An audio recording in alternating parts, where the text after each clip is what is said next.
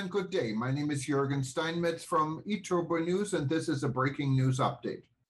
For more news updates and shows, please go to youtube.com/travel news group. youtube.com/travel news group. Here's our update.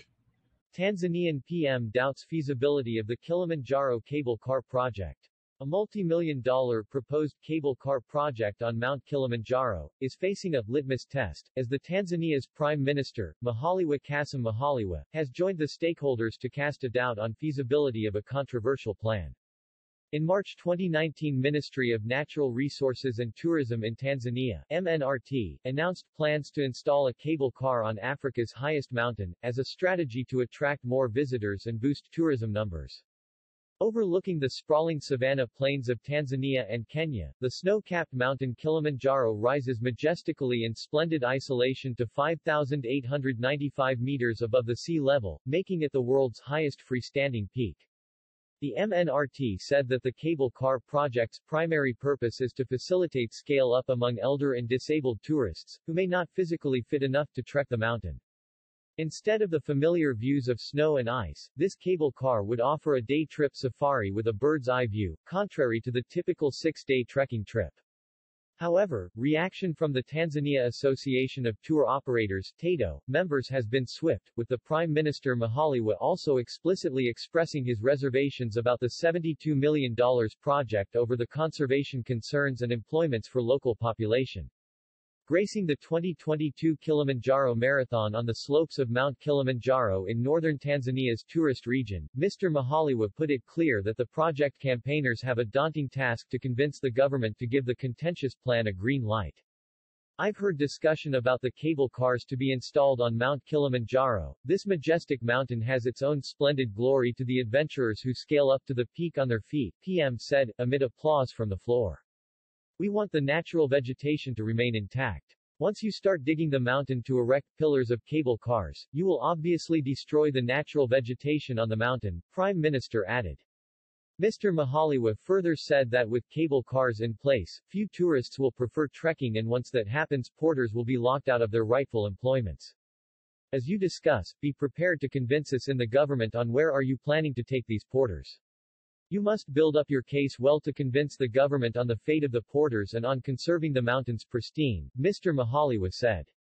When you clear trees to pave way for the cable car's installation, the ice will melt. Tell us exactly how would you do to retain the snow? He queried. You have a daunting task of convincing the government on the project.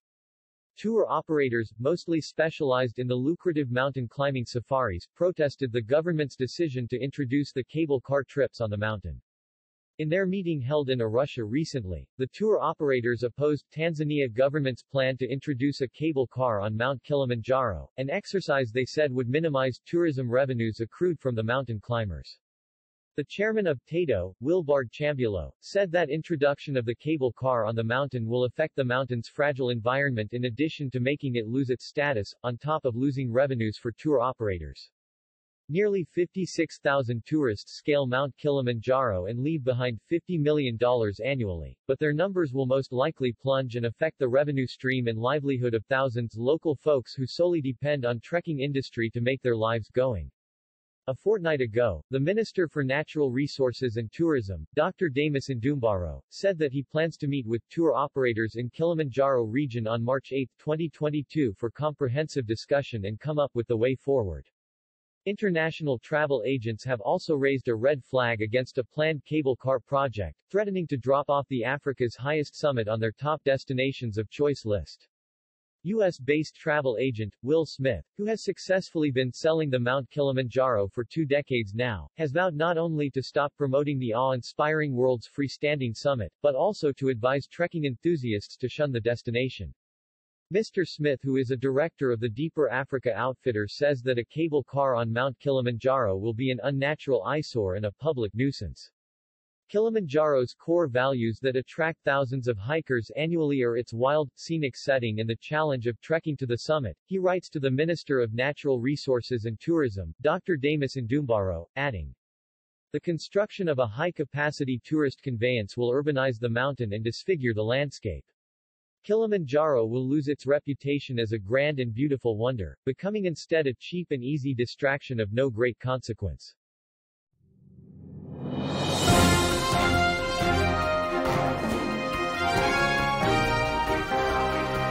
Thank you for listening to our news update. There's more on youtube.com/travel news group, or you can read us, of course, in going to our news portal at eTurboNews.com or travelnews.online.